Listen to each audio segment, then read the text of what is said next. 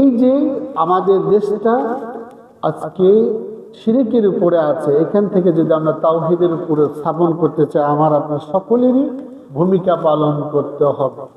আমাদের রাষ্ট্র ব্যবস্থায় যেন কোনো এমন ব্যক্তিকে আমরা চুজ করব না, পছন্দ করব না, প্রতিষ্ঠিত করব না, এমন ব্যক্তির হাতে ক্ষমতা তুলে দিব না যে ব্যক্তি নিজের আইন প্রতিষ্ঠা করবে আল্লাহর আইনকে বাদ দিয়ে।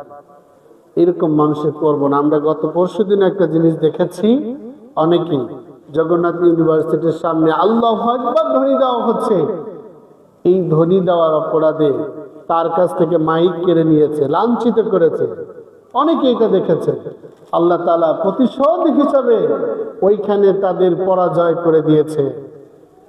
তারা শুধু মাইকটা কেড়ে নিয়েছে, কিন্তু আল্লাহ তাআলা তাদের পুরো ব্যর্থ করে দিয়েছে।